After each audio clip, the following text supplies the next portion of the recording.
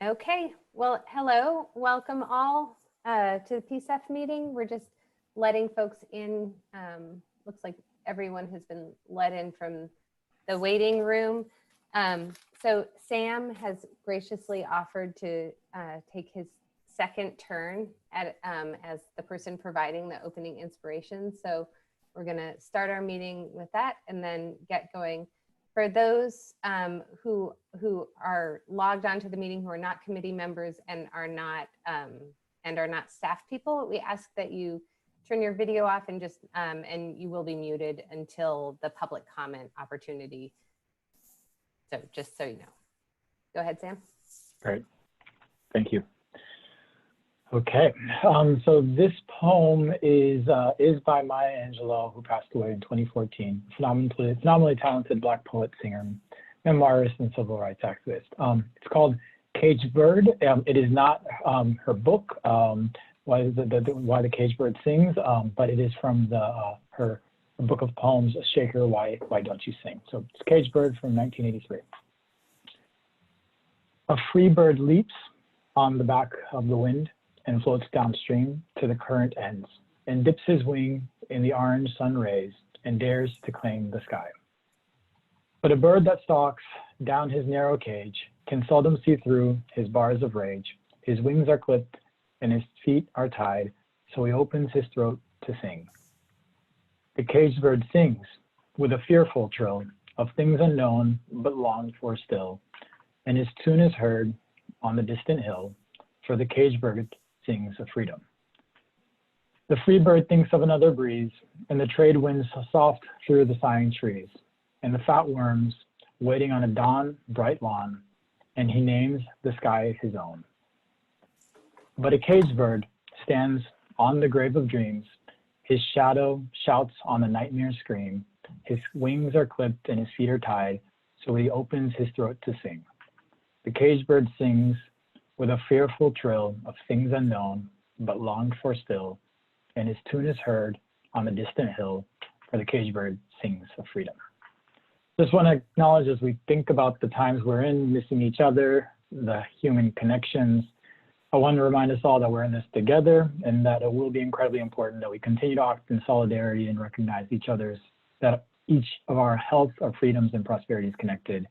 That said, these are certainly hard times, and our ability to be in solidarity with one another is sometimes challenged. So I think it's important to acknowledge one great community resource within our community, which is Portland United Against Hate, which is I just want to make that known for the audience. It's a great resource that's out there, particularly as we are in these challenging times. And it's a coalition of 80+ community-based organizations, neighborhood groups in the city of Portland, whose mission is to track, respond to, and prevent acts of hate while providing support that our communities need. So I think I just wanted to share that a little bit along with the poem, and thank you all for being with us here today as we kick off another PCEF committee meeting. Thanks, Sam. So June also put this information into the chat box, a lot of these kind of the online participation guides, but I just wanted to really quickly go over them. The chat box is going to be open for introductions. So for the folks who are members of the public who are there, that's where we'll be asking you to put your name and your affiliation.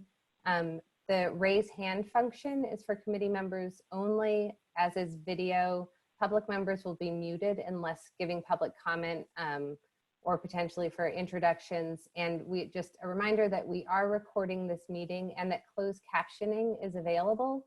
And if you're logged on, you can find it by kind of going up to the options bar. Sometimes it shows up in the more menu where there's 3 dots, and sometimes it just shows up in the toolbar when you go up there. So I'd like to, before we jump into the agenda, first start with introductions. I think we'll start with committee members and then move to staff. And for ease of use in doing these online forums, I'm just going to call on folks and then ask you to unmute yourself and introduce yourself. Jeff? Jeffrey Marlin, committee member, he, him. Faith? Good evening, Faith Graham, she, her, committee member. Shanice? Hello, Shanice Clark. She's a committee member. Megan? Hi, Megan Horst, committee member, she, her. Michael? Michael Eden Hill, he, him, committee member. Ranfis? Rainfeast, Gentino Viatoro, he, him. Robin? Robin Wang, committee member, he, him. And Andrea? Andrea Hamburg, committee member, she, her. And Maria Sippin, committee member, is excused for tonight's meeting. So we'll move to staff now. I'm Katie Lister, member of the PCEF staff, she, her. James? Hi, everybody. James Valdez, Portland Clean Energy Fund staff, he, him pronouns. Janet? Good evening, everybody. Janet Hammer, she, her, member of the PCEF startup team staff. June? Hi everyone, this is June Reyes, she, her pronouns, PCEF staff. And then we'll end with Sam. And Sam, after you introduce yourself, would you mind reading the introductions from the members of the public? Absolutely. Sam Brasso, PCEF staff, he, him. I'll go ahead and read out a few of the folks, and please continue to introduce yourselves in the chat bar if you haven't. We've got Jay Ward here with us from Energy Trust of Oregon. We've got Chris Robertson from Cascade Resilience. We've got Jenny Hall, she, her, from Energy Trust of Oregon. We've got Melanie Rios, Cascade Biochar. Micah Mescal, he, him, from Portland Audubon. Joshua Baker, Lloyd Eco District, he, him. Deidre Schutz, I need to get this right, Nutrition Garden RX, she, her. James Donnelly, Elevate Energy. Anissa Pemberton, they, them, from the Coalition of Communities of Color. Thank you all for being with us. And Ricardo Lopez from Human Solutions. Also, Patricia McLean from Human Solutions messaged me and said the full chat. There's a couple more coming. And Brian Garcia. We have Brian Garcia, he, him, from Lloyd Eco District as well. Okay, and if more folks do decide to introduce themselves or log on a little bit late, we'll return to the chat box and introduce them later. June, is there anyone on the phone? Yes, we have 3 folks on the phone, so I'll unmute them all right now. And So for Hi, folks, and oh, sorry, go ahead. Angela here, BPS staff. Other folks on the phone want to introduce yourself? I'm sorry, one of my, Ricardo Lopez, I'm actually on the phone and I have it on my screen as well. Okay. then we have one more.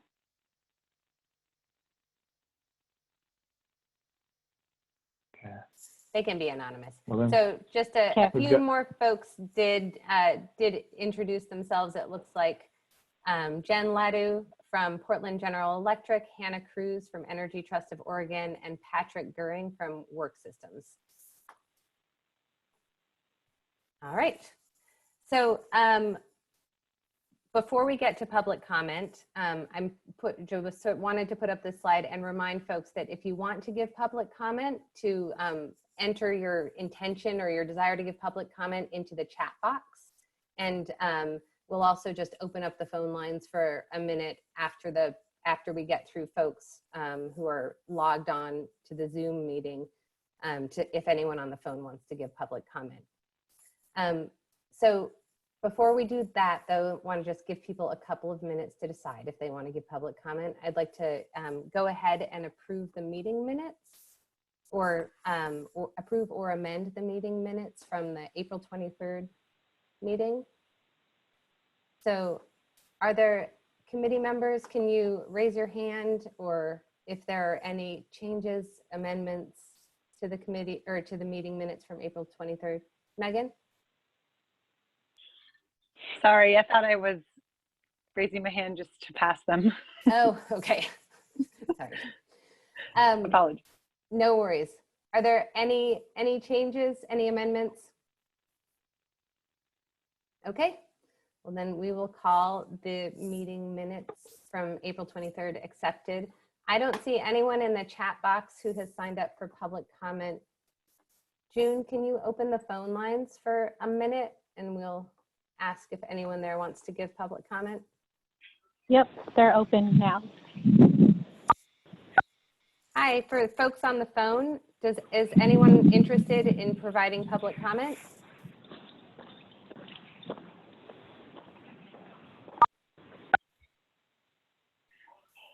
Okay. Great. Well, we will jump into the main agenda then. So the first piece of business is just to talk through some of the talk through kind of an updated timeline for releasing the RFP. There is a fair amount of work that needs to happen between now and then, and I don't want to alarm anyone, but we need to keep moving at a pretty good clip to get to our sort of intended RFP release date. So this is the year one timeline just from where we are right now until the end of the calendar year. Some important dates to note on this slide are June 1st, which is the date that we would like to be able to release the scoring criteria along with the accompanying application questions for public comment. So not to have them finalized by that time, but just to have those out for a 3-week public comment period. That means that that the committee has there's just a few committee meetings scheduled between now and then, now and being able to release that RFP. At the next committee meeting, most of the agenda is going to be focused on workforce development and training and sort of the contractor equity agreements that go along with the grants. And on May 12th, the subcommittee will be bringing their initial recommendations related to scoring to the full committee. Then there's another meeting scheduled for May 28th, which we have at this point kind of dedicated almost the entire time to talking more about scoring, because it's a big topic and there's a lot of details in there that will need to be hashed out. So we really will need that time. But so that's really just 2 meetings. It's probable that we will give some homework assignments in between, and it will be really important for folks during this period to sort of do the reading that is provided, or additional research, or reaching out and talking to folks that you feel like you need to do to be able to really fully and meaningfully participate in those meetings about scoring criteria, and then the weighting of those criteria and the weighting of the different categories. So just wanted to kind of give a heads up about that.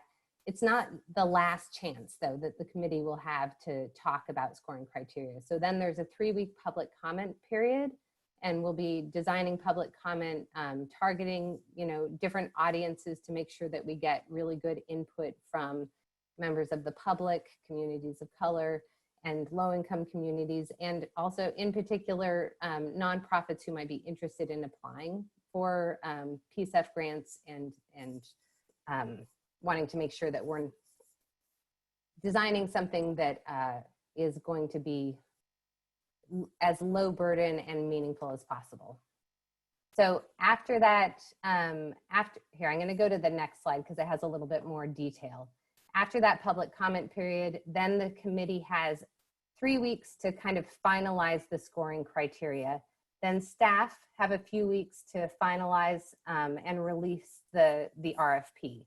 And that includes a week of kind of a week set aside for translation services. And so really it's 2 weeks to take the final scoring criteria and translate that into the final RFP. The target date for opening the application period is August 3rd, and that would be a 60-day open application period. So it would run from August 3rd until October 2nd. We don't feel like it's possible to shrink that any without creating a fair amount of kind of hardship on folks who have, their regular work that they need to do. day to day, and then we will jump into the review and scoring of those applications. There will initially be an eligibility and technical review that is primarily staff and contractors, so the committee won't be particularly involved in that. And then we'll run into this: how many applications did we get? Do we need a threshold review, or do not we need a threshold review? So there's a couple of different paths that it could take at that point. But really what a threshold review, or the necessity for a threshold review, does is bump things out a couple of weeks. So we do that threshold review for a couple of weeks. Then the scoring panels have a 4-week period, but I think that it's important to note that that 4-week period includes 1 week in which applicants are given the opportunity to respond to initial individual scoring from the folks who are on the scoring panel. So it might be that everyone on the scoring panel really has 2 weeks to do their scoring, and then those scores are sent to the applicants. The applicants have the opportunity to respond. This is something that we've talked about when we were talking about the review process. That information then comes back to the scoring panel, and then we'll schedule meetings so that the scoring panels can get together, discuss their scores, discuss the response from the applicants, and come up with the final scores. That information then gets handed over to staff or that information then goes to the committee. So you'll see here, there is the potential to need some full committee work during the holiday season. And so this is depending on whether or not we are able to travel during the holidays, or if we are all still kind of in a stay put mode. I think that will be, more or less challenging. Sam, did you want to say something about that?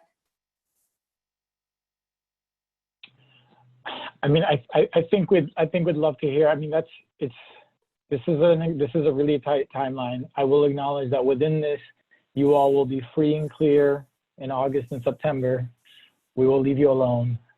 We will bring you back for, again, a busy period of work, and then we will leave you alone again in the new year for a little bit before we bring you back. But this is the bulk of it, and it's just, I want to stress the importance of, I think it is going to be really critical to do that homework in these next few weeks, just so that we can make sure we're able to have as full discussions as we can with the limited time that we have, y'all. I think there are other pieces around sort of that end date around city council, but I think that's the bulk of it. So I'd love to just hear back what all that, your initial thoughts on these pieces. And that was just my wife bringing me dinner. So yes, nice. Yes. So all of that to say that kind of, if there is no threshold review, and that's kind of the earlier timeline, that results in committee deliberation that week of the 21st to the 25th, and then staff turning around the following week and preparing and delivering council docs. And then, council members will need a little bit of time to review the packet of recommendations that the committee will be presenting to them, and then scheduling that to get to approve those recommendations, and so that we can move forward with establishing grant awards.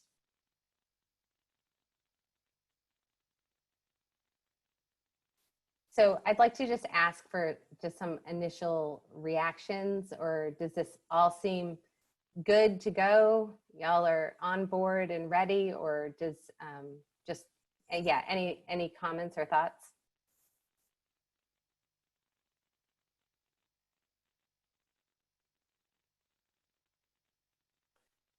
We take silence as an affirmative in this week, so we're gonna just run with that. But we will call on you too. Yeah. Faith?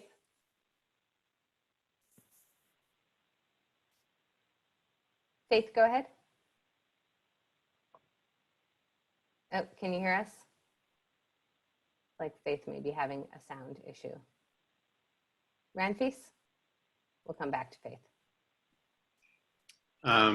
Yeah, thanks for, all the preparation on this. I think, obviously as a committee member, been an applicant for past, organizations, like, you always want to see the, RFP come out as soon as possible and get dollars out. So, but, understand that we're dealing with the dual challenge of drafting a good RFP with good scoring and evaluative metrics. I know this is going to be, we can only move as fast as we can. So I just wanted to thank staff what stage that we're in, and I just want to sort of acknowledge probably the feeling from the broader community in terms of just keep, try to keep moving as much as we can. And as a committee member, I'm just dedicated to see what we can do to make sure that we keep hitting these timelines. Thanks, Ranfis.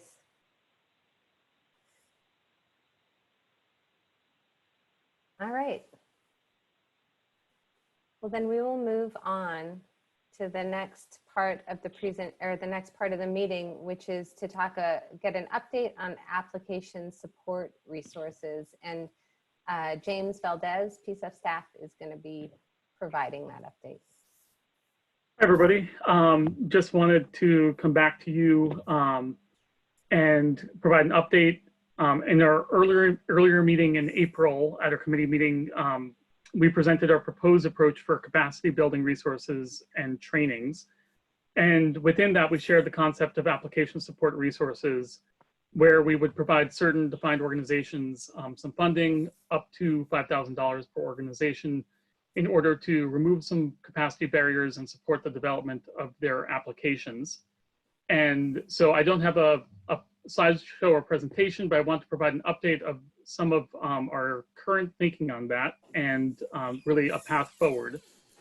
And so after doing some due diligence on this concept, we don't believe that this would align with the use of our administrative resources, but instead is better aligned with the grant resources and funding, which is why I'm back in front of you as a committee. And I want to note that this is changed from what we shared in response to Robin's question at that previous meeting. And that this is really in consultation with some guidance from our legal team and a sort of rereading of some of the details and interpretation of the ballot initiative. And so the place that capacity building work does fit most clearly within grant resources is within a section of the ballot initiative code that addresses grants considerations.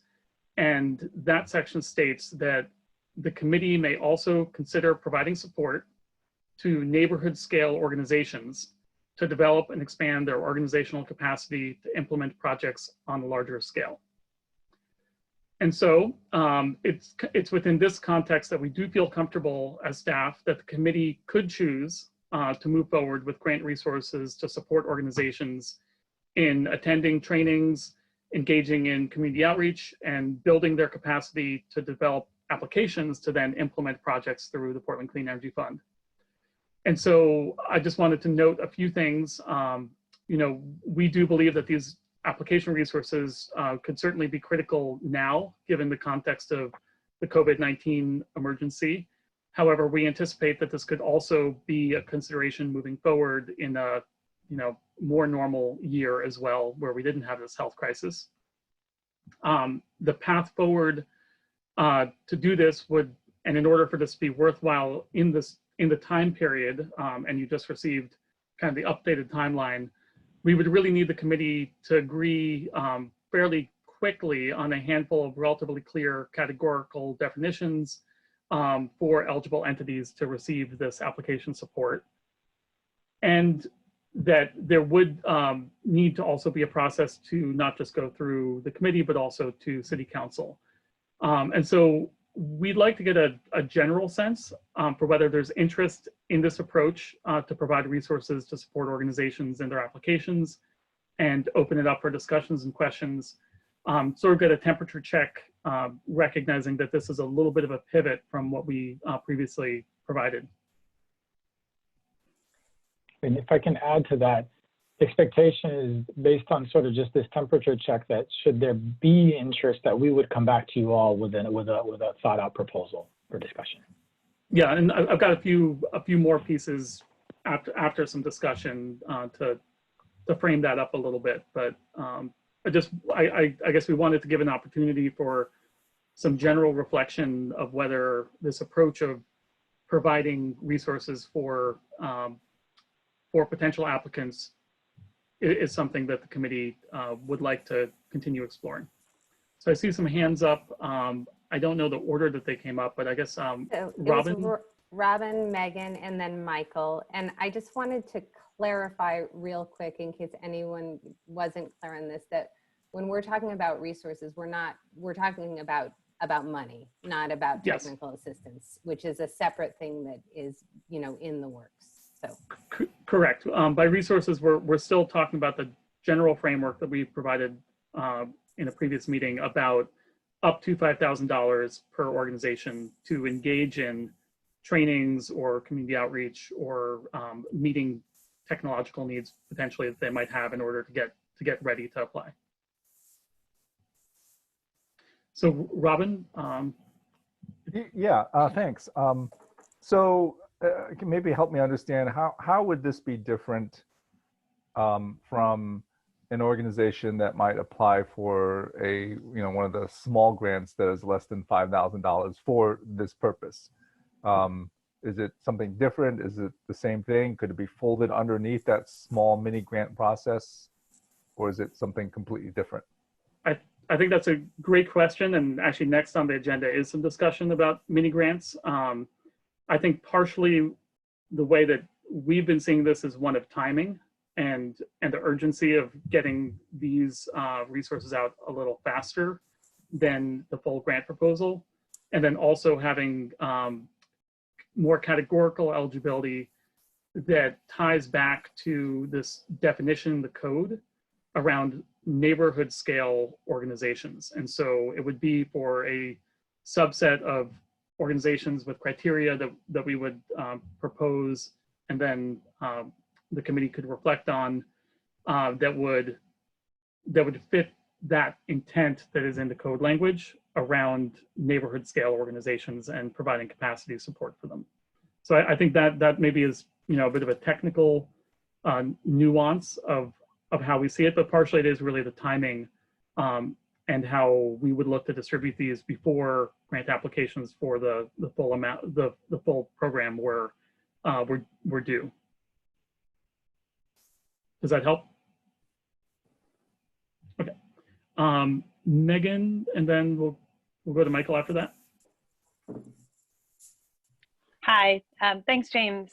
I mean, in general, I support the idea of supporting organizations and helping them have capacity to apply to the program. So in terms of temperature check, warm or warmer, but just a question on that framing of neighborhood scale.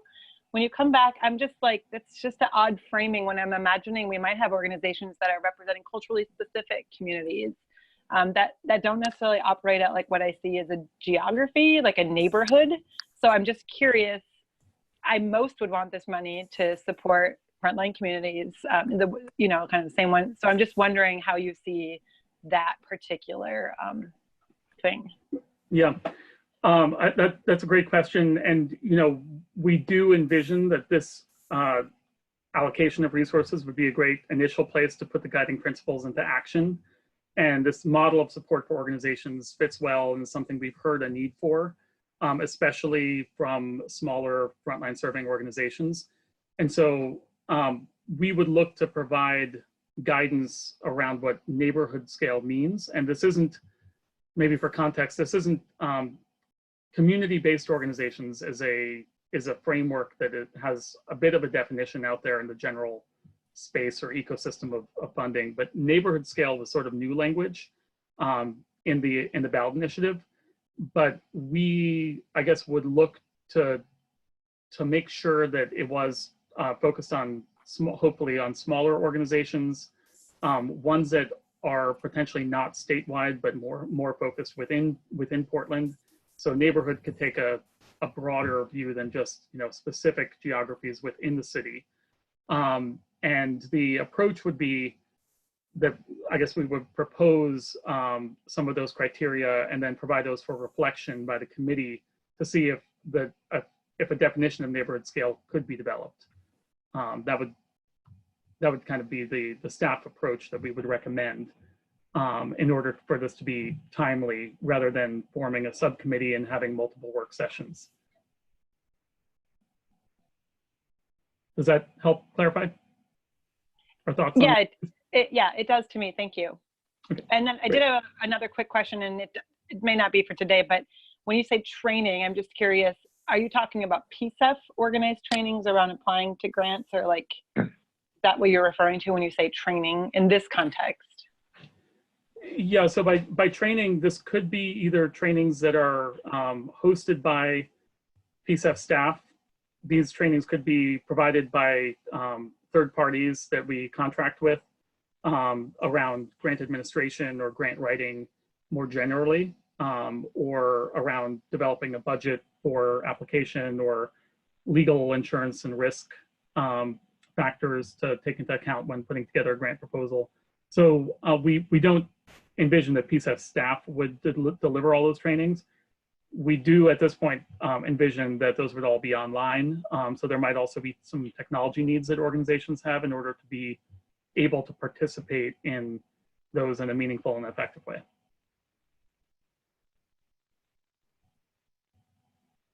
Michael?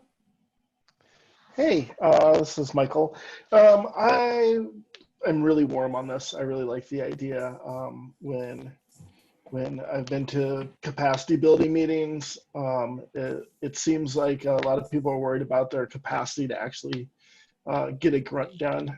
And with 60 days to do it, I think the mini grants could provide the ability to not just get training, but actually maybe hire grant writers, share grant writers, add additional temporary staff, whatever they need to do in order to get a grant written.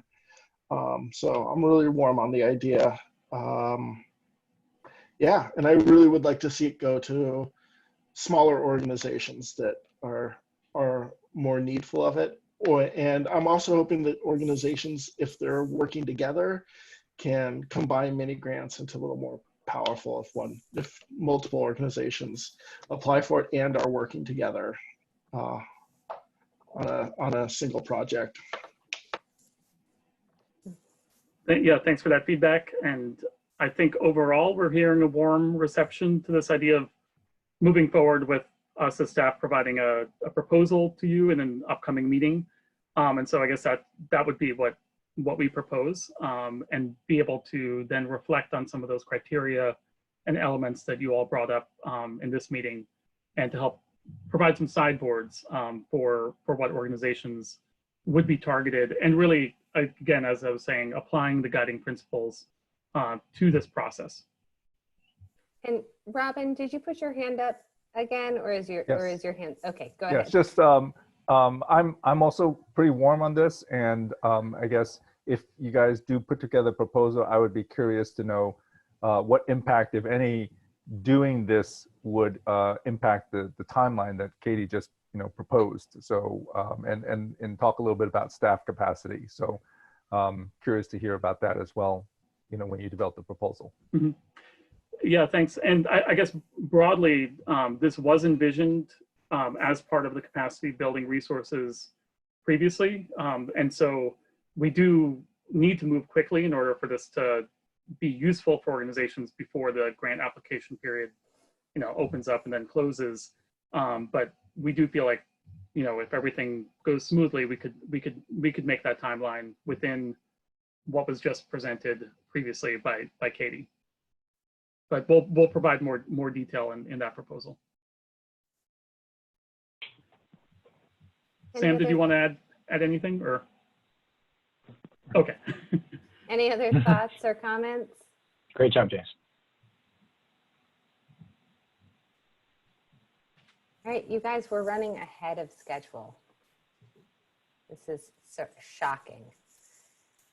Okay, so next on the agenda is talking about mini grants and planning grants. And first is mini grants. And you all also, in addition to the PowerPoint slides, you all received a memo that has more detail about a program outline proposal for a mini grant program, which is, while it does still have that $5,000 sort of number associated with it, is really it's a separate thing from what James was just talking about. So this is just the very high level. There's just a couple of slides, and then some questions that we had for the committee, and also wanting to just get your other general responses. Some of this is repeat information that you have heard before, so hopefully it won't. Hopefully that will be helpful in making a decision. So the purpose of the mini grant program is to be responsive and timely with our with funding resources for nonprofits, to create something that has a low burden application, low burden reporting for projects that are a low risk in terms of dollars out the door, and to help build capacity for nonprofit organizations. The funding amount are individual grants up to $5,000. What we are recommending is an annual budget for the first year of $400,000. And just to pause on that one a little bit, the mechanism for this will be that the committee, as part of its recommendations to council, will need to ask for, if you decide that this is the way you want to go, would need to ask for a $400,000 allocation to the mini grant program, along with the grant recommendations for folks who applied. And so these funds would not be available until after council had made a decision on those recommendations, so really into like 2021. But at that point, they would be available on a kind of much more frequent basis, with quarterly decisions being made and disbursements. So $400,000 gets us about 20 projects quarterly, and about 80 over the entire year. We talked a fair amount about in the subcommittee about what, kind of batted around some different numbers about what we thought would be an appropriate annual budget for year one. Given that this is a brand new program, it is difficult to know what the demand for a program like this would be for the sort of nonprofit target population. And so this is driven in part by staff capacity to manage these grants, and also wanting it to be a big enough number that it was like a meaningful resource for nonprofits. The eligible activities would be to attend a training or a conference, to host a training or an event, to purchase equipment, materials, and or supplies. So a really limited and distinct list, which is part of how, part of the rationale behind asking City Council to say, yes, we're going to give you, we're going to say it's okay for you to have $400,000 for this program, because we know exactly the kinds of things it's going to be spent on.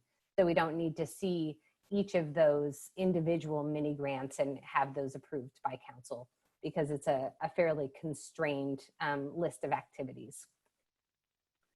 So these would be dispersed. There would be a quarterly grant funding cycle with a low burden application. The thought now is to just have kind of rolling applications coming in. So just until a quarterly deadline. And then once that deadline hits, we take all of the applications that have been received, figure out make sure that they're eligible. And then there would be random selection from that pot of applicants.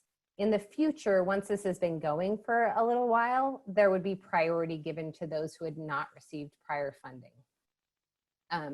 Any reporting requirements would be simple, easy to complete, and that we anticipate no more than a year length of grant.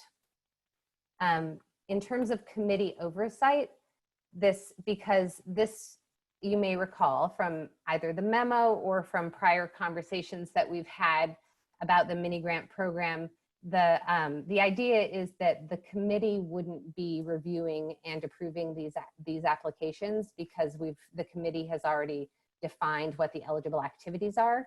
And so staff would be managing the administration of it. Essentially, we would be randomly selecting them and then saying, you know, we already know you're eligible. Now we need to check and see that you have an eligible activity. And if the answer to both of those questions is yes, then you can get the disbursement. But the committee does still need to have some kind of oversight of the program at a higher level. And so what's recommended is quarterly reports to the committee, and we'll draft some recommendations about what's included in those reports and welcome your input on that, although not before we talk about the scoring criteria, but at a later date. And that there would be scheduled annual committee deliberation on the performance and funding level for the program. So once we get through the first year, to kind of look back and see what are the kinds of organizations that applied for this? What are the kinds of things that they did with the funds? Did we have too few applicants? Did we have too many applicants? And an ongoing basis as well, you know, we want to keep, if 5 years from now, we want to make sure that it's not the same small group, the same 20, you know, folks who are applying every single year, and there aren't kind of new people coming into that process. So the questions that we wanted to ask the committee tonight, and obviously we welcome, you know, your feedback on topics related to mini grants outside of these questions as well. But one is, should there be a cap on the amount of funds an organization can receive in a given year? 2, should there be a cap on the number of mini grants an organization can receive in a given year? And then the third is, should mini grants be available to all eligible nonprofits or reserved for smaller organizations? And just one note about a cap on the amount of mini grants that an organization can get in a year. It will be really important for staff to ensure that we're not funding one project in many different parts, because that is clearly a violation. That's clearly a violation. It's against the law. And so we're talking more about, like, if you were an eligible nonprofit, would it be okay for you to apply for many distinct mini grant projects and programs? But definitely not, you know, we don't want to sort of turn the mini grant program into the thing that, you know, a nonprofit uses to fund their training budget every year or something like that. Andrea? Okay, I to step back again.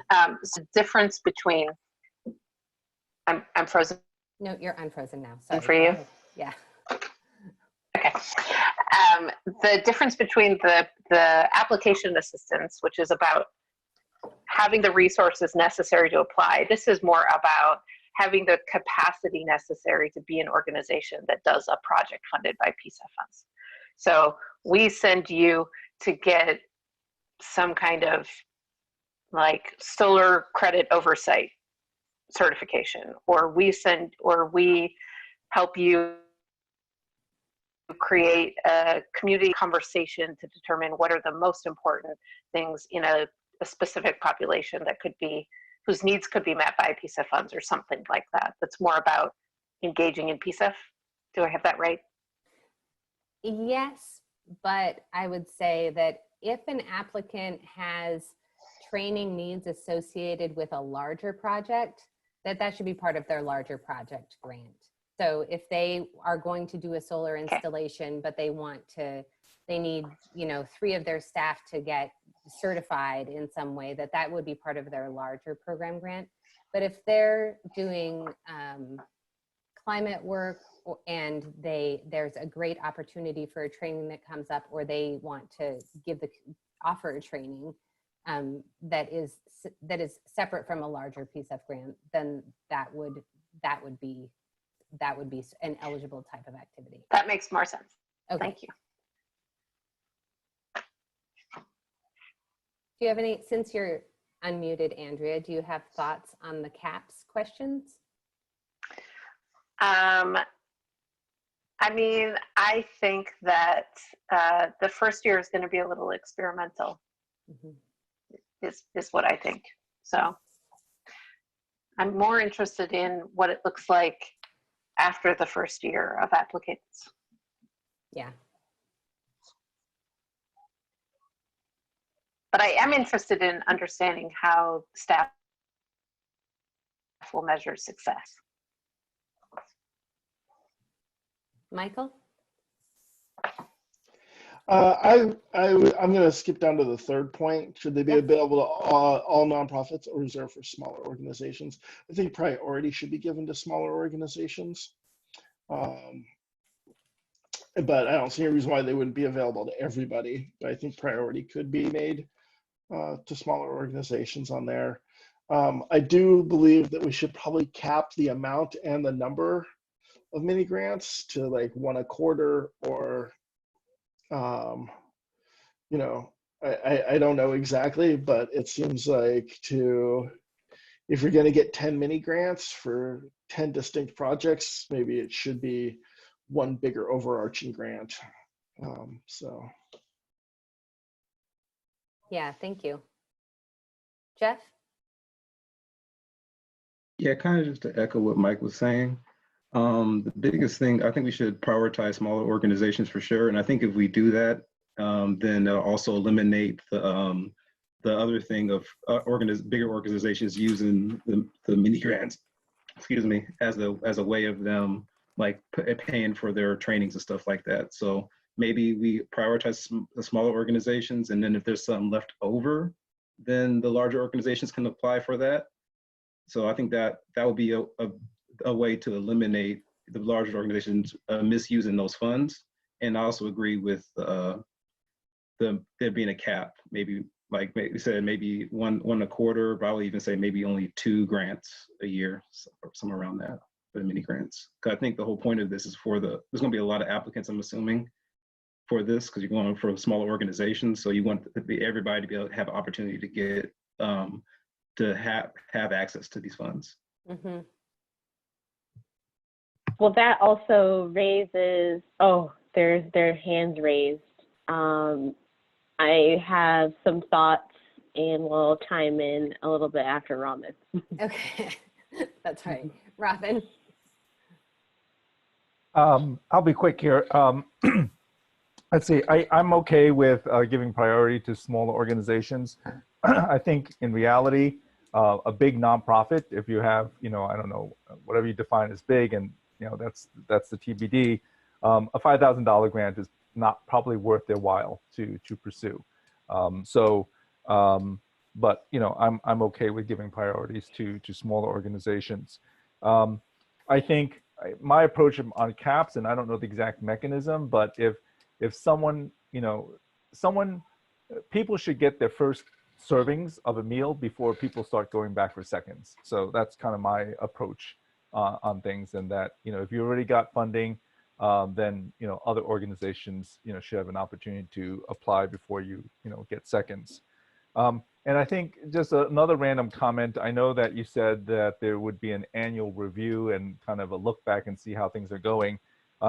Given that this is the first time that we're kind of doing this, I think it would be beneficial if there was maybe a quick post first round check-in, and to kind of see, if there's any glaring problems or things that were completely overlooked, so that, we don't perpetuate those issues going forward. So just kind of a one-time check-in, this is how it went, and, maybe fix a few things here and there. So that's my thoughts on that. Thanks, Robin. Shanice? Yes. So those are some interesting thoughts as folks are processing what the implications of a cap might be for this work. And first, I want to thank the staff for really taking the time to think through this and the implications for, how much we can thoughtfully and responsibly lift up what the result of this initiative wants to wants to see in our communities. But I think that there's some space too with our timeline as we're processing this first year being a pilot year and this notion of caps in a given year.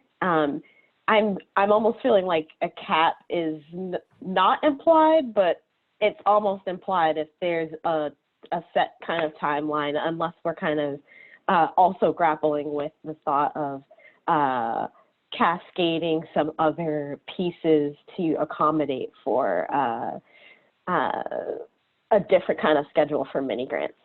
And I do resonate, a lot with this especially with the notion of preserving these funds for smaller organizations. So those are the thoughts I'm having with the cap. I think that it makes a lot of sense to think about, okay, if you're applying for all of these kinds of components, maybe there's some space to shepherd this into another form of funding that makes more sense. And also, I absolutely hope that once we get into the cycle of doing this work, that if folks apply to funding in a previous cycle, that's going to be something we kind of figure out what that means and what that looks like in the context of building, expanding, and expanding capacity for our communities. So I guess they're more just questions, but I'm thinking, is the timeline even feasible to kind of make sense of doing multiple kinds of grants per year for mini grants? And that's, I guess, a silly question for me, if I'm the only person wondering that. So I think, and I know I do see Michael and Faith both have their hands up, but I will say that from an administrative point of view, I think that this having the mini grants be for a well-defined set of activities and with really minimal, like there won't be any scoring or a kind of like there won't be that lift associated with it. And the reporting requirements also very minimal, which is, reporting requirements create work for the nonprofits for sure, but also create work for staff who have to evaluate and verify. So I do think that that the mini grant program is feasible, and we really wouldn't be rolling it out until after this like really heavy lift of kind of developing the scoring criteria and the RFP and kind of getting all of that out the door. So I do think it's reasonable. Hopefully I answered your question. Yeah. So Faith, and then Michael, and then Ranfis, and then Megan. Faith?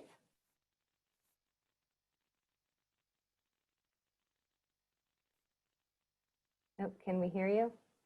Can you hear us?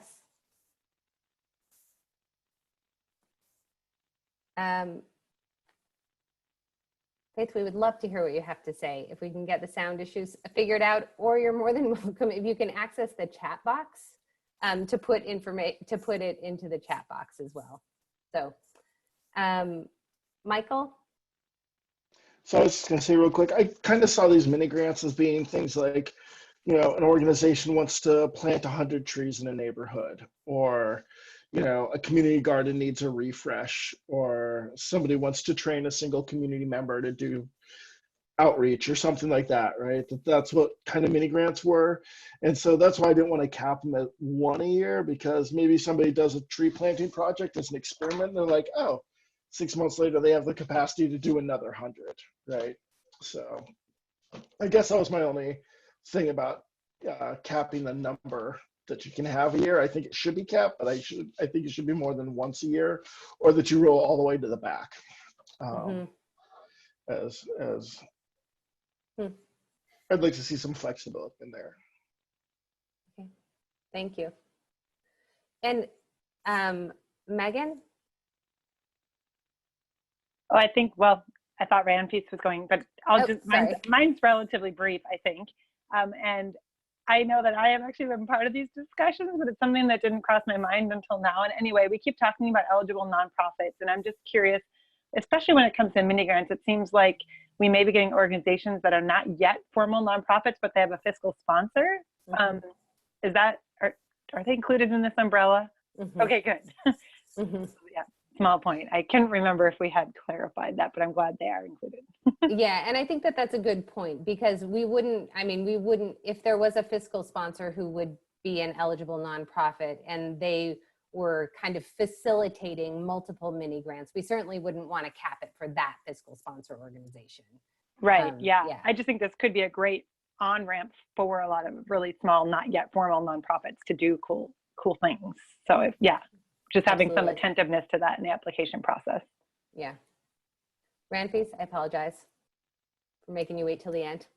No worries. I think I guess I have a few questions. I mean, I'm kind of curious how random will work out. Like, are you guys gonna be pulling ping pongs, or I don't know, like how you guys like the bingo thing? Yeah.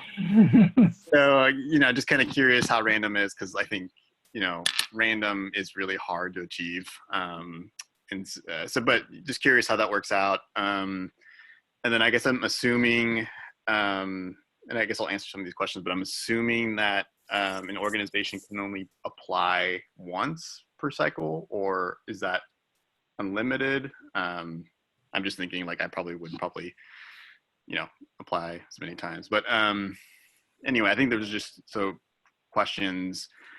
I think I'm pretty flexible if there's a cap. I think if it's done well, whether it's random or, if we were to revisit like first come, first serve, like I think those concerns might be mitigated. I think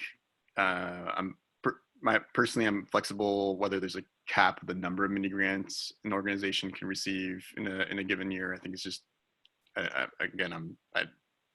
there might be organizations that mini grants just make more sense for themselves than, say, a short grant or a large grant. And I feel like it's too soon to tell. And I think in terms of like, I think it should, for the last question, I think it should be made eligible for all nonprofits, and maybe find a way to prioritize smaller organizations. I think just saying smaller organizations, I have a question, what is that definition of a smaller organization? And I think just to build on, Megan's last point, that you might have some organizations that might seek a fiscal sponsor. So, they might seek a fiscal sponsor with a larger organization, or maybe they might partner with a larger organization. So I don't want to sort of ding community groups, small groups, or emerging groups that might not have a 501c3 status, but might be trying to apply either in partnership with a large group or through a fiscal sponsor. And, if I'm a small group and I'm looking for a fiscal sponsor, I'm going to look for a fiscally fit organization to do it. Not trying to assume much about that, but just my, I think, general feelings at this moment, and I'll stop there. Thanks, Ranfis. I did get a text that Faith is back online and maybe can be heard now. So I wanted to give her an opportunity to chime in. Sorry about this, everyone. Can you hear me this time? Yes. My audio is just screwed up tonight for some reason. But I really appreciate all the hard work that's gone into this by staff, and I think a lot of considerations been given, so I appreciate that. And also all the committee members' comments. The ones that I heard sounded really great. But I wanted to follow up on, two things. One is that someone mentioned early on, this is really an experimentation period, and I just would hesitate on putting too many restrictions in a year where it's an experimentation period. We can always put more bumpers on if it looks like there's a need for it, but putting them on prematurely could just chill participation. So I would just be hesitant against too many restrictions. And in particular, I love the idea of prioritizing smaller organizations, and having a priority list. And I'm also mindful of, well, what kind of what kind of demonstration does that require in the application process? So are we actually creating a hurdle by limiting it to smaller applicants or, you know, smaller organizations? Do they then need to go produce financials in some particular way that becomes a burden? So again, just thinking about the more restrictions we put on it, then maybe the harder it is for someone to apply, and would hate to chill the whole, you know, flexibility of that this is intended to grant by worrying about things that may or may not come to pass. So yeah, that's it. Thank you. Thank you, Faith. I think those are all important points. Megan, is your hand up because you have another? Nope. Okay. Just wanted to make sure.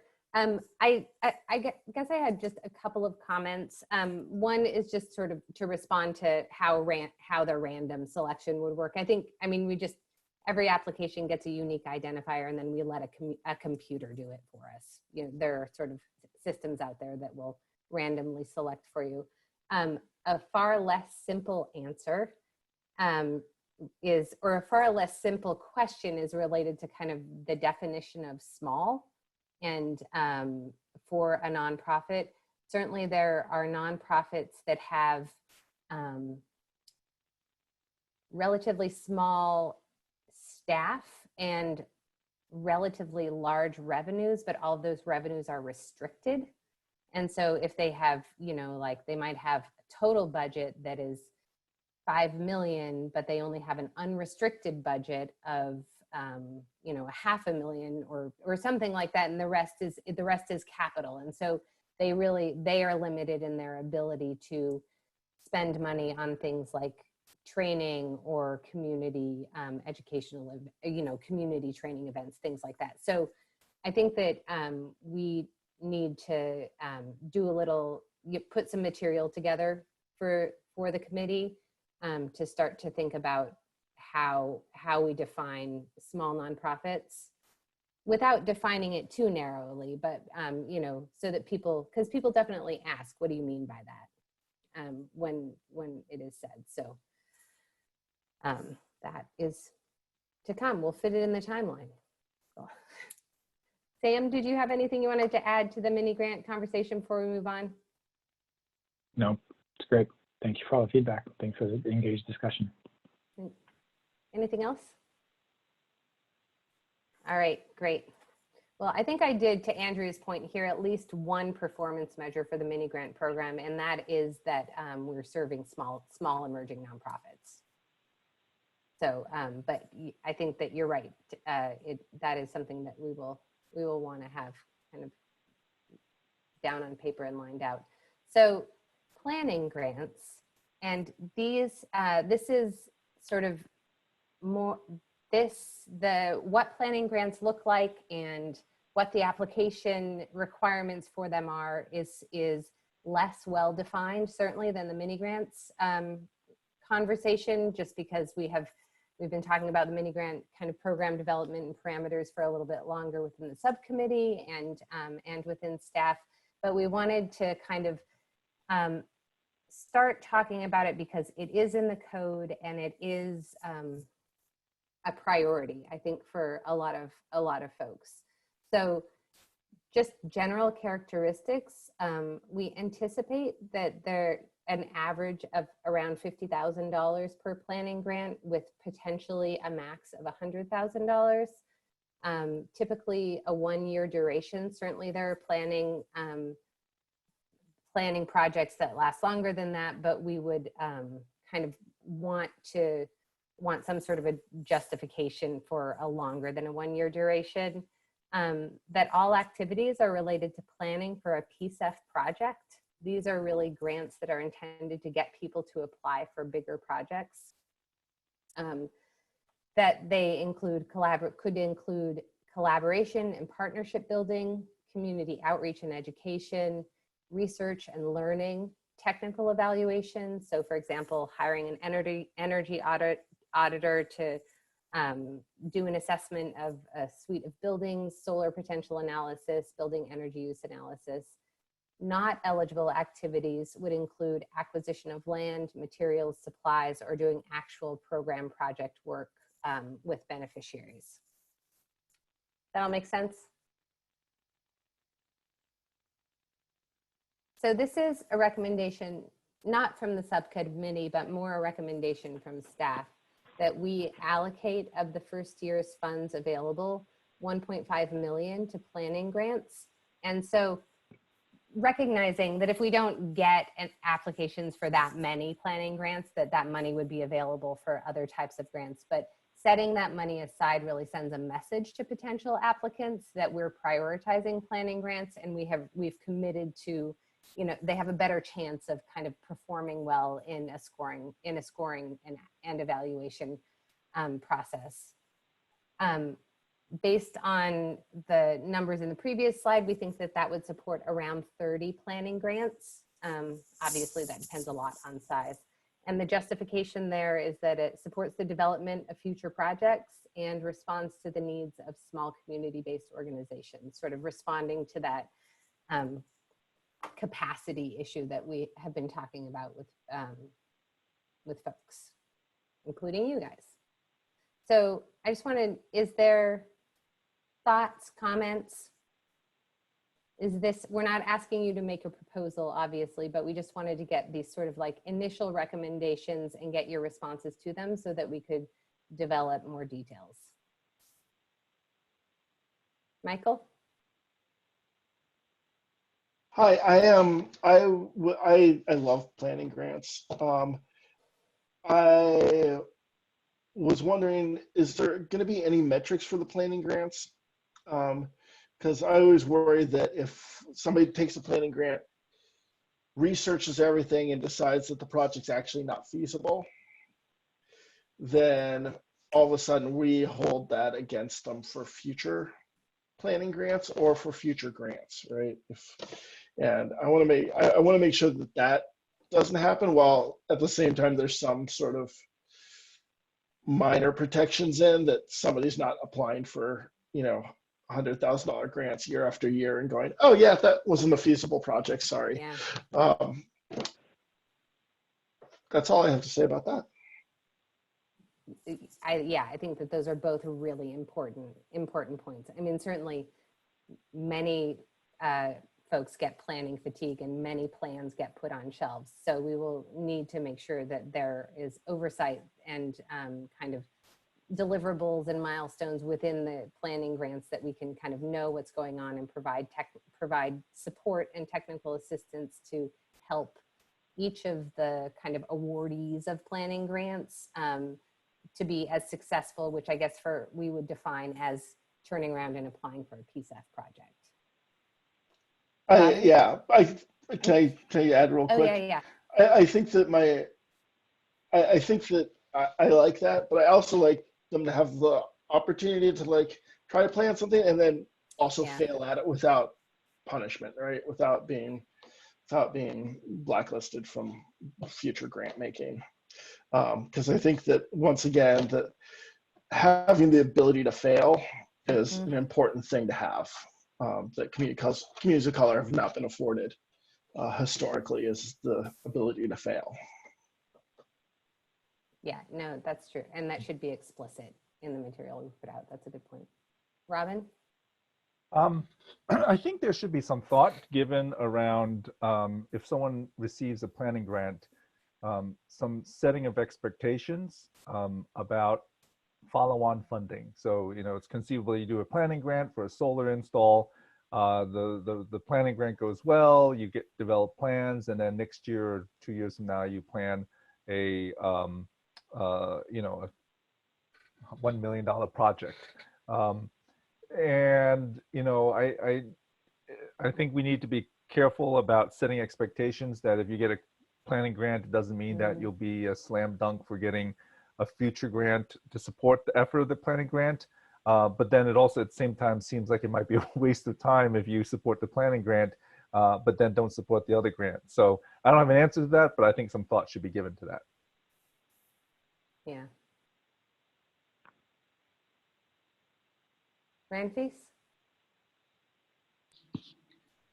I'm kind of excited about this one as well. I recall in, I think, one of our December or January community events, planning grants was something I heard from few different stakeholder groups.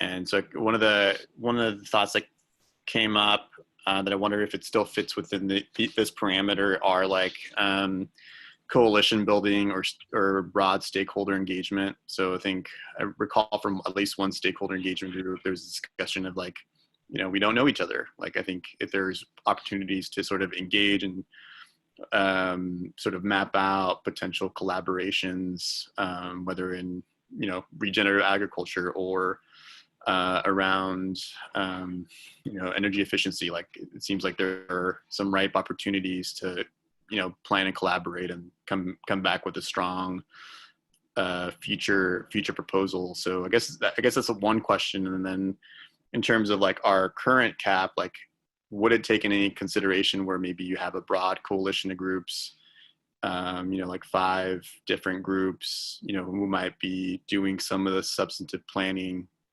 Would it make sense for them to come in together or just apply with their own respective planning grants as separate groups? I don't know if that makes sense, but those are just some like questions that come to mind. If I were an applicant, I'd probably would be wondering here. Mm-hmm. Megan? Hi, I likewise am enthusiastic about planning grants.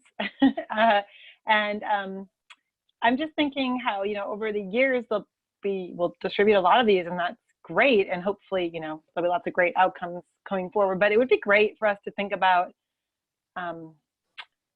capturing at least some of the highlights of what's learned in all these planning grants to sort of build kind of institutional knowledge in the city and region. Maybe institutional knowledge is the wrong word, but community knowledge. So I just wonder if we can build without like making onerous reporting requirements of the recipients, but to create a platform that they're like sharing, especially on the research and technical evaluation side. Seems really important to me that what they learn, at least some highlights, can be shared with other, community orgs. So that's not really on, I support all this. It's kind of an add-on comment. Yeah, no, I appreciate that. And unlike the mini grant program, there likely would be more reporting requirements associated with the planning grants. But I think that's a really point well taken. Any other thoughts from committee members? So I'm hearing general support for planning grants as a concept, and kind of at a very high level, the criteria that we have laid out here. So we will put in more details and start working that internally and potentially in subcommittee as well. And then that will kind of be part of the package that is brought forward. So we are actually exactly on time for our break, guys. And so we're gonna take that. So it's 5 minutes, and I'm just gonna mute the line. If everybody can be back in front of their computers at 7:15, or no, that's now at 7:20, then we can get going again.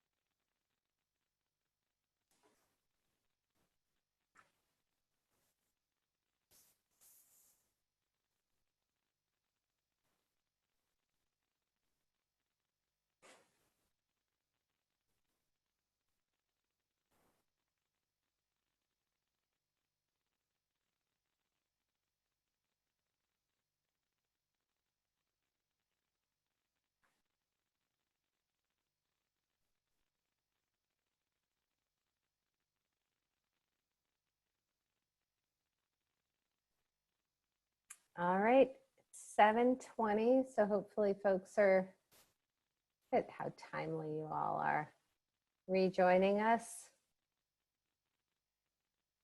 It's nice to see Megan's dog for a minute. I feel like before this Zoom business is all over, we should have a dog show and tell.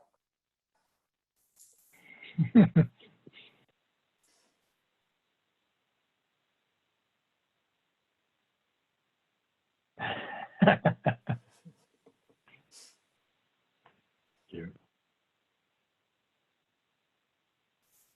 Just gonna give Michael another minute.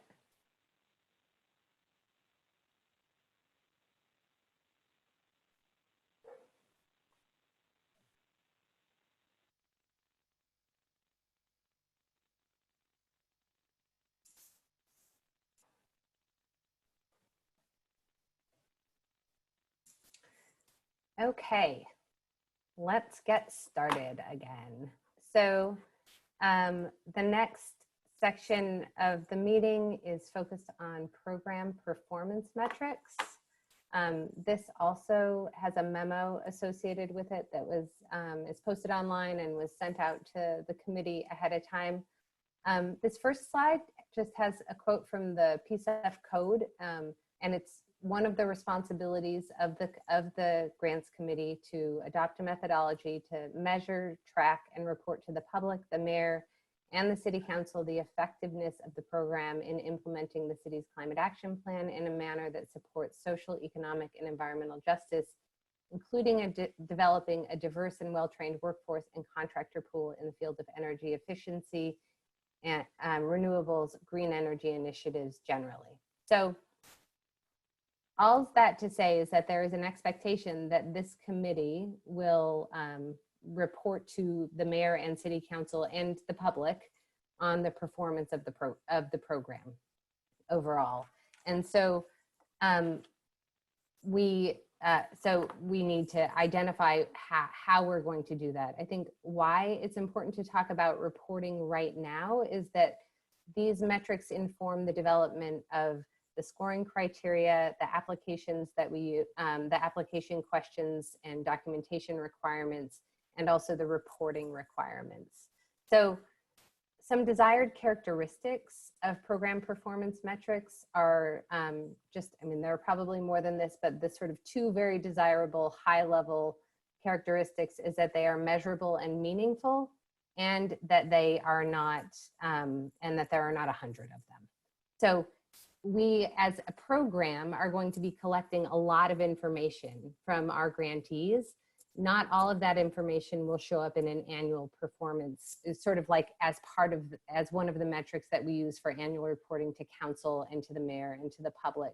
Some of them will be used by staff to be able to do analysis and see if we are meeting certain objectives and goals within each of the funding areas and for the program overall, to do analysis on trends over time.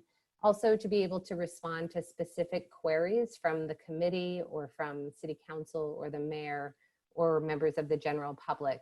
So I just want to make sure that everyone is clear that whatever kind of smallish number of high-level performance metrics the committee and staff ultimately land on, that there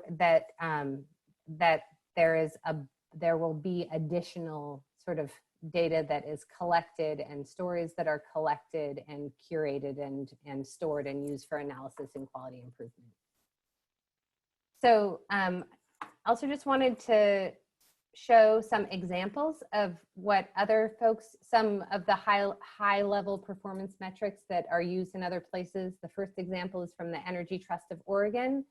You can see that, and I just took these graphics from their websites.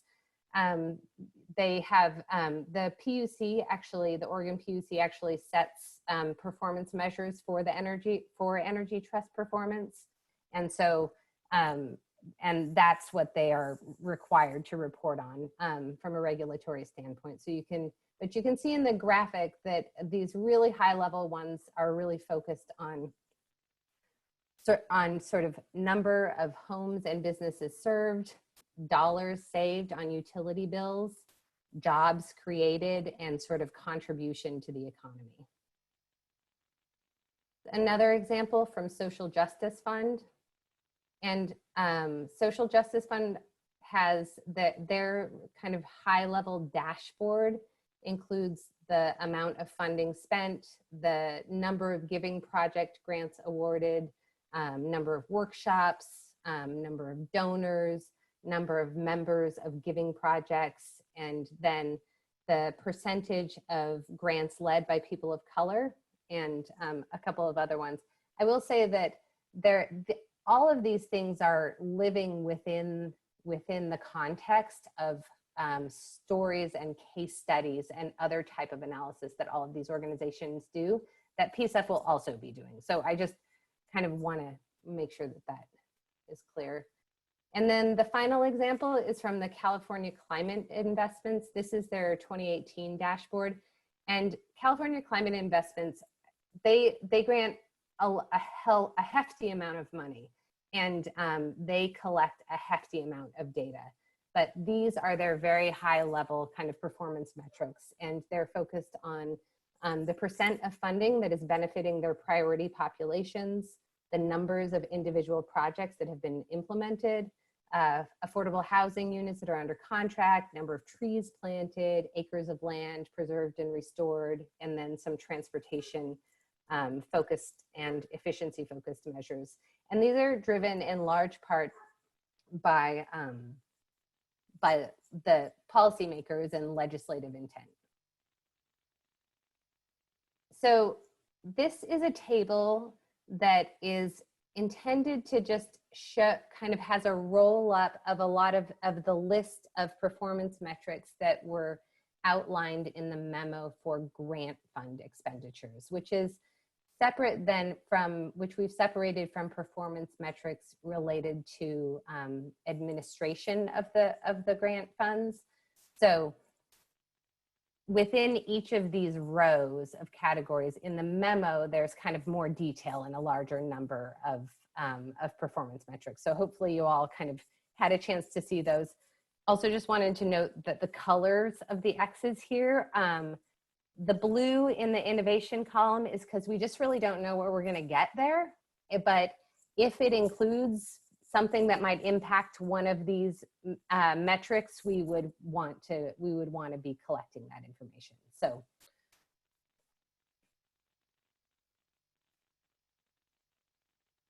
program administration performance metrics has, this is just an example of some performance metrics that staff put together that includes, I mean, I'm not going to read them to you, but just sort of general categories of technical assistance provided, number of applications received, percent of frontline community serving organization and led organizations that had successful applications, total dollar figure requested, and applicant satisfaction, and then it will likely be required that we need to report on our administrative costs being at or below 5%, since that's currently part of the city code. So there's a lot in those few slides that I just flew through. So I wanted to ask if there were any clarifying questions, but I also want to give Sam an opportunity to talk a little bit about kind of a smaller subset of performance metrics that we would like to kind of elevate for conversation or consideration by the committee. Anybody have anything right now before we move forward?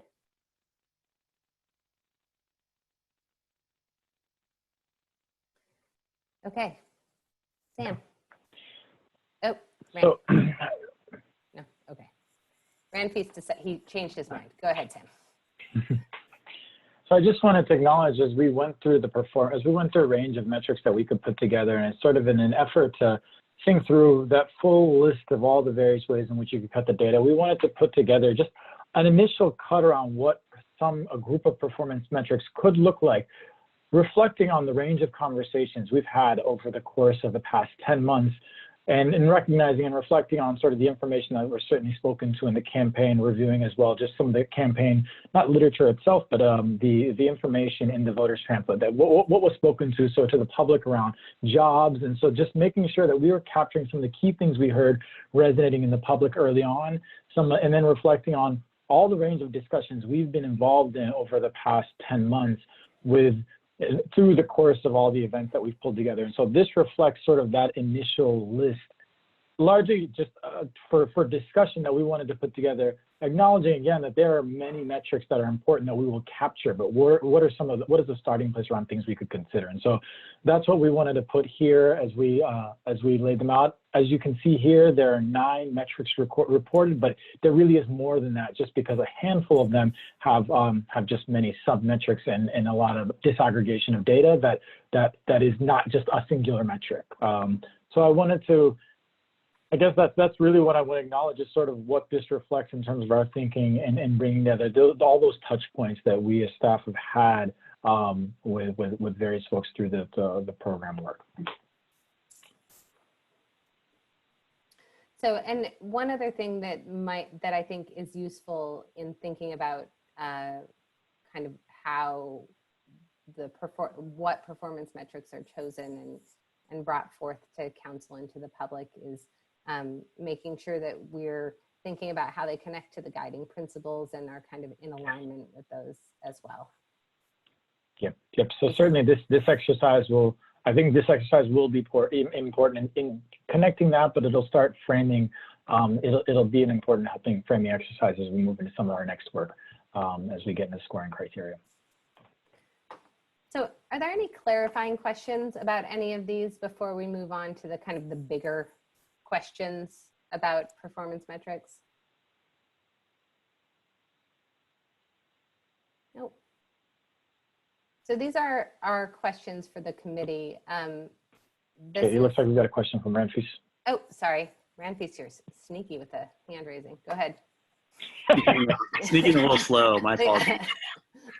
I guess if you can go back to that last slide, I was wondering if there's a possibility that some of these numbers might be conflated or if they're still distinct. So when I look at percentage of funds invested in communities of color or percentage of funds invested in East Portland, or number 5 also number of low income households served. And when I look at number 8, number of workers trained, is there potential where there will be like overlap, or I'm assuming like if you hire a low income person who's from East Portland who identifies someone as a community of color, is it possible that they might be represented in these different buckets, or would it still be clear that they're distinct, if that makes sense? I think they are absolutely not distinct. Yeah, it just is, because there will certainly be low-income households served in East Portland and benefiting communities of color. So I think that we don't want anyone to try and like add up all of the metrics and come out with some big number. But I don't think that that's necessarily a problem. It more is kind of framing of what's important, kind of how to communicate and what's important to different audiences, I guess. Sam, you're muted. As part of that, for example, number 3, that's going to be pulling from multiple different data sets to be able to give this idea of what's the percentage of funds invested in communities of color. And so I guess the piece to that is that data would be there. We'd be taking disaggregated data and aggregating it in order to get to that figure. And so it's part of just that is that, as you see that, does that reflect a number that would be important for folks to see? But you're absolutely right in that there is going to be overlap, and at the same end, it's just that it's overlap, but isn't communities, percent of communities of color isn't obviously going to be entirely overlapping with percent in East Portland. Mm-hmm. Yeah, I guess this might be just a question I'll follow up later, but just kind of curious, like when how you count, how you measure number 3, especially when you measure number 9 in relation, like if you invest in a minority owned business, does that mean you've invested funds in communities of color? Because there could be really large contracts, but maybe for whatever reason the workforce isn't diverse. Is it still, I guess, just how do you, just making sure that there's clarity into how you measure number 3 versus number 9. But I think I'm just getting too in the weeds right now on that. No, I appreciate that. Appreciate it. Yeah. We definitely will need to have transparency in the methodology for how all of these numbers get calculated. Because if we don't, people will ask and will create their own methodologies. Faith? I'll swing the pendulum the other way. Thank you, Ranfis, for going in the weeds. I'm going to go so far abstract that it's probably not useful at all and so obvious to everyone. But I just want to be sure that all of these numbers, all of the performance metrics we're tracking are actually indicative of the impact that we want to see in the community. So greenhouse gas reductions, vis-a-vis themselves is not really very useful. What's really useful is how have we mitigated climate change? How is the health and air quality improved in these communities? How have we created energy security? So I just think we ought to take a people first approach to any metric that we're tracking. So again, probably far too abstract to be useful, but in any of these metrics, I think it's always important that we think about the underlying beneficiaries and why this program exists. So I appreciate that, Faith, and also just want to remind everyone of the 5% admin cap. So some of those getting to some of those more meaningful measurements can be a much bigger challenge, but yeah, they are important. I hear you. Yeah.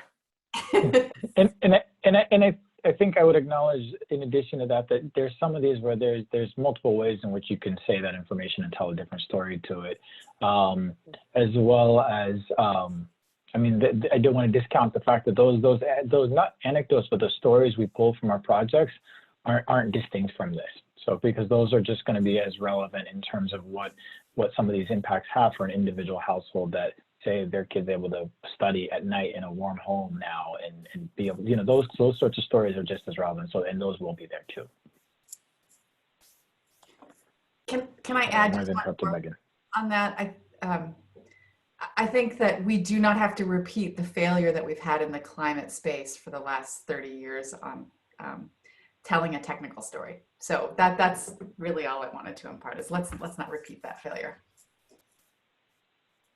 Megan?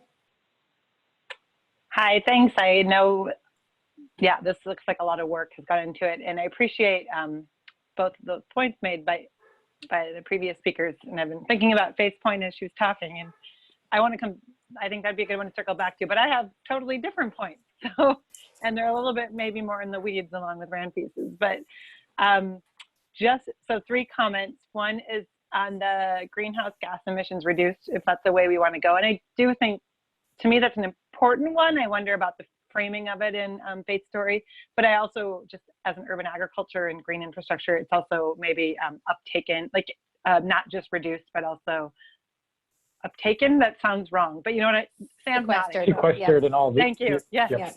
Thank you. My brain froze for a sec. So yeah, I think kind of just having a little bit of a broader understanding there. And then another point is, I want to encourage us every time we collect data to try to disaggregate people of color further as possible, in part in reacting to our own guiding principles, and that we wanted to prioritize Black and Indigenous people at the forefront. And so I want to make sure we're tracking that and we know whether we're doing that. So to me, that's really important that we disaggregate further than POC. And then, yeah, there's probably more to say there, but at the very minimum on that. And then the last point is, I was trying to map out to our guiding principles while we were chatting about how these go and thinking about our grant application criteria that we're going to be asking for and just making sure they all line up nicely, and hopefully they do. But I was thinking about like whether these are environmental or social, like what are the benefits? And anyway, one that comes up that we were talking about that's really important is like displacement. And we're not even sure how we're asking about that in the grant yet, but it just seems like an important thing to think about somewhere. I'm not sure it's the performance metric for PCEF or one of the 10, but like number of projects that tried to combat displacement or something like that. I don't know. I'm not sure that it's an appropriate metric or that it will work, because not all projects, but it's important in the context of this city. So those are some initial thoughts I have. Thank you, Megan. So I feel like the conversation has moved to the next slide. So I'm just going to move us to the next slide, which is sort of these questions, like generally at a high level, do these metrics allow us to measure and communicate program success? Are there metrics on this list that you really don't care that much about? Are there metrics on this list that are very, very important? Are there metrics that are missing? I guess would be the fourth kind of question. And so I would kind of holding those questions in your mind. Maybe I'll go back to the prior slide just so we have the list in front of us. And also encourage you all, since everybody's sitting at your computer, to reference the memo, which has a longer list of metrics offered, and to kind of think about those questions. Faith, is your hand up again or still? Okay. Robin? Yeah, a couple of just random comments. One is I echo Faith's comments about trying to make the metrics as people-oriented as possible. I think if we want to get support on this ongoing, people have to relate to how the community has benefited. Pounds of carbon reduced or whatever just doesn't resonate with a lot of people who are not doing climate change work. So that's one. Second comment is the number 6, trees planted or maintained, just seems to me to be a very narrow metric compared to everything else. So, and maybe that can be also captured as part of number 2. So that's another comment. And finally, I think Megan was touching upon this a little bit, is maybe trying to align the metrics closer to the guiding principles to the degree that it is possible and feasible. I realize that the guiding principles, some of it is very qualitative in nature and is very difficult to quantify, but to the extent that we can kind of see how we're doing against, or the community is doing against the guiding principles, I think that just kind of reinforces the importance of those guiding principles. So those are my 3 kind of big comments. Yeah, thank you. Michael? I'm trying to put together what I want to say here. My first question is, who are the metrics for? Who's going to be looking at the metrics? Who are we using these metrics to influence? I see that we're going to use our metrics to develop scoring criteria, application questions, and reporting requirements. I just looked up the word disaggregation because I had no idea what that meant, but now I do. But once again, I'd like to, I guess, who's it for? And then,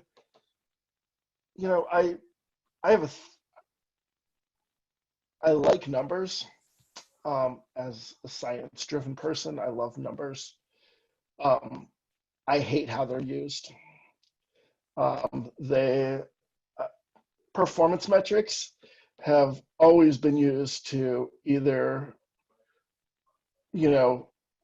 push people down or lift them up, and they can be used either way, right? So performance metrics as a whole, I don't trust. I trust the numbers, I don't trust metrics. Does that make sense? I don't like how they're used, right? And so I think it's, when we talk about metrics, deciding how we're going to score applicants, how we're going to review them, how we're going to look at their reporting and their successes and failures, I always performance metrics kind of scare me, and then what they're used for in the end, and who they're there for, right? What are we using these metrics to prove? Who are we trying to prove it to? And that, yeah. Thanks, Michael. I appreciate those comments. And one thing I would say is that, I mean, one thing that has to be done is reporting to the mayor and city council. So that is one audience that is required by the code. There certainly is also just there, and then there are like a multitude of other audiences who are important to communicate what the program is doing. So I think that is a point really well taken. I will note that there are not requirements in the code around what the performance, like what that includes, what the annual performance sort of reporting includes, whether it's kind of qualitative information and quantitative information, some combination of those things. The requirement is that the committee really sort of think about how are we going to assess whether this program is doing the thing we want it to do, and how do we track that? And so we need to know what those what the things we need to track are to back into the application questions and the reporting requirements. So that's kind of, I think, how those things are connected. But I hear what your points loud and clear. Ranfis?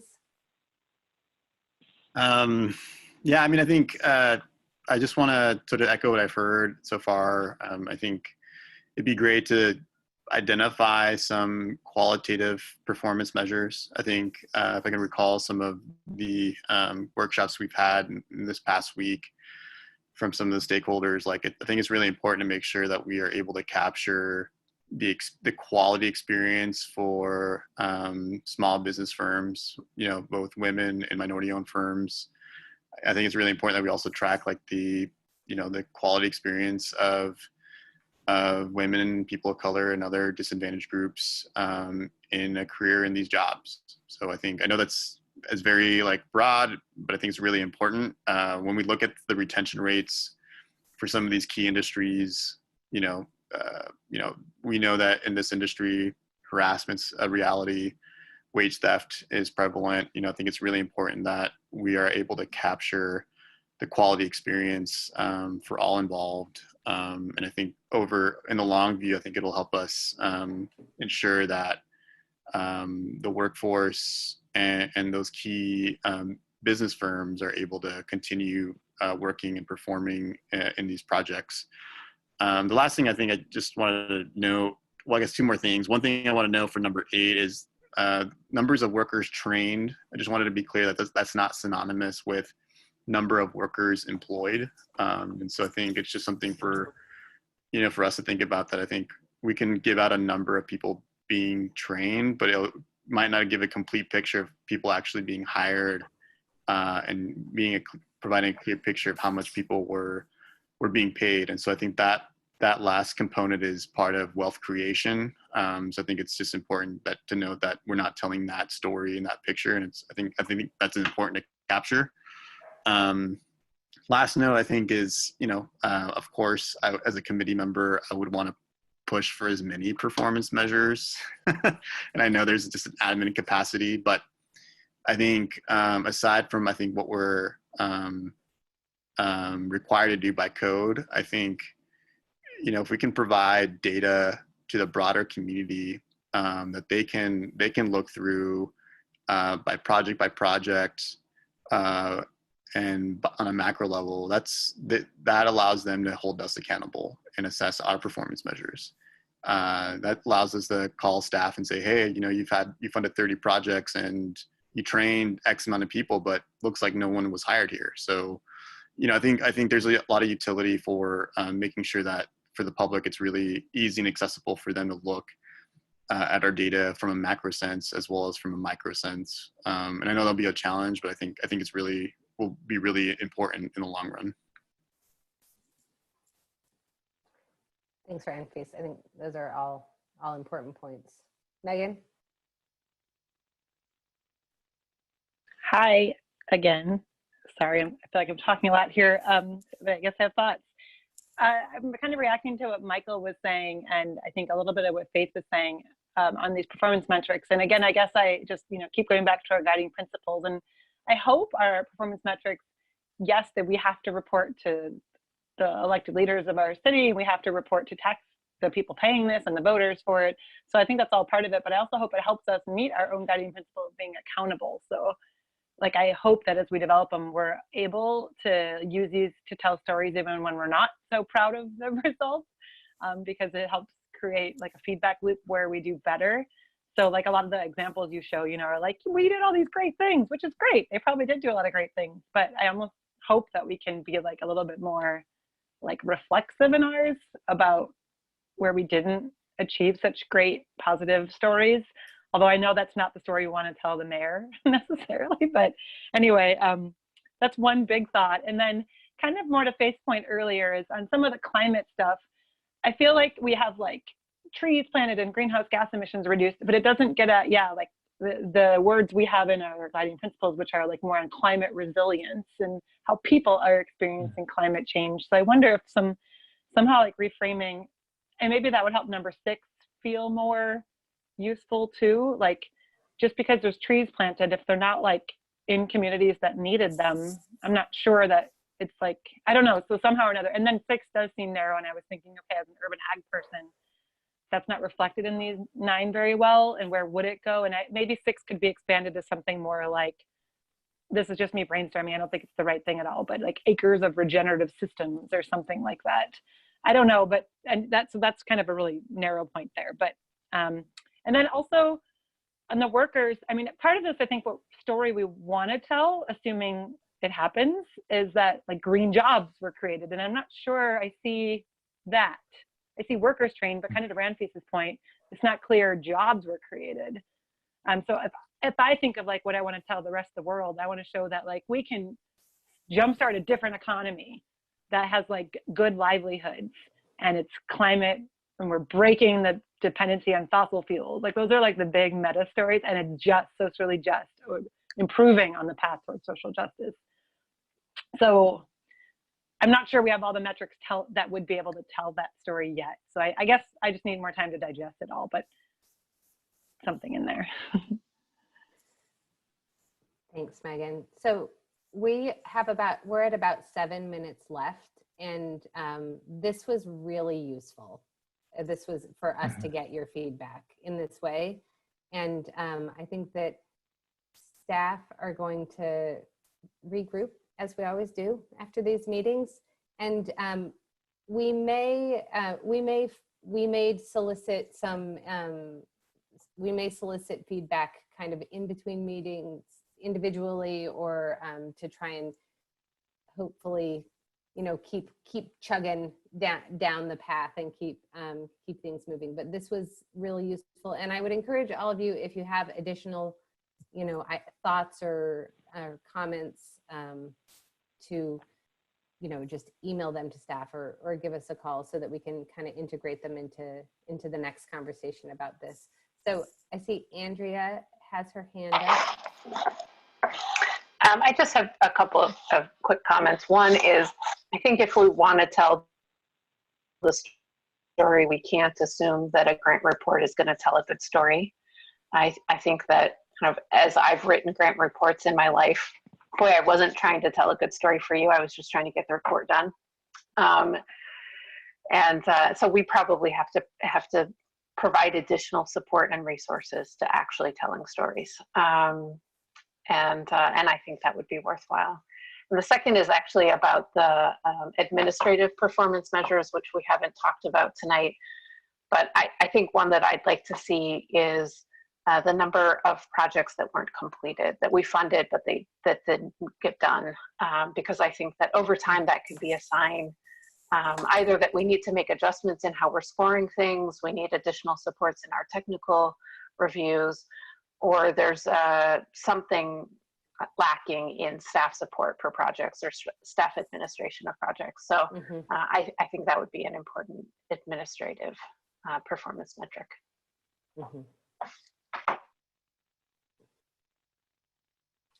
Shanice? I'll just really briefly, I definitely resonate with what folks have shared, and also thinking about this space of just assessment and evaluation for us, especially creating our grant criteria. I think at a higher level, thinking about our grant criteria and our values makes a lot of sense to be able as a grant making body to refer back to in the context of an evaluation to say, is the work in these areas in which it is designed, how does it look? And I think at a very higher level that feels, in terms of piecing together what criteria looks like, I feel like those places potentially, if folks resonate, could just be where we center ourselves, and being able to think about making the link between what we're defining in our criteria and in our grounding documents.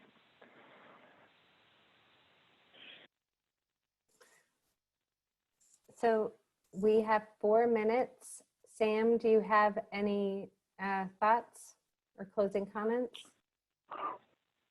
In terms of whether we continue or whether we give an opportunity for just a few comments. No, I think I'd like to just hear if there are any closing comments from folks here, but I don't have any closing comments other than just an acknowledgement and appreciation that we're moving at the next meeting is next Tuesday. So this is where we've picked up the pace quite a bit, which certainly means a lot for us and means a lot for you all. And I really appreciate that, and just want to impress the importance of, hoping we'll keep sending things as fast as we get them done. But hope you all can be coming in and reviewing the materials as you can.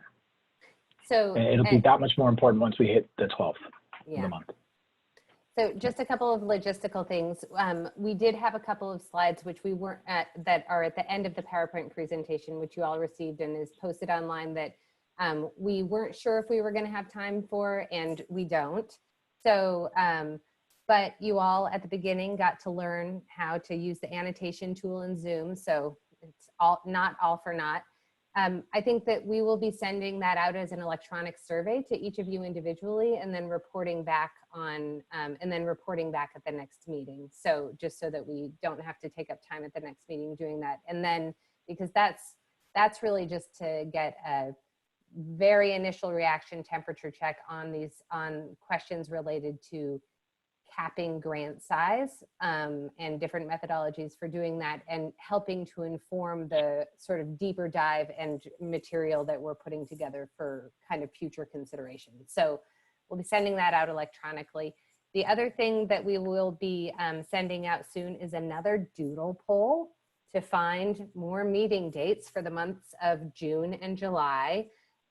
Because at this point, we don't have the weekly meetings scheduled for June and July, and so our schedule doesn't sort of reflect this new pace. So I'll be sending that out probably tomorrow. So if folks could just take that as soon as they are able to, then we can turn around and make sure that those are posted on our website so that members of the public know when to expect these online meetings to continue to happen.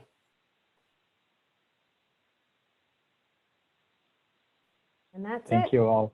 Thank you all very much. Take care, Thank you guys. all for all the fab work you're doing. Bye. Thank you. All right. Good night. Thank you to the Have team. a good night, guys. Good night. Good night. Yeah.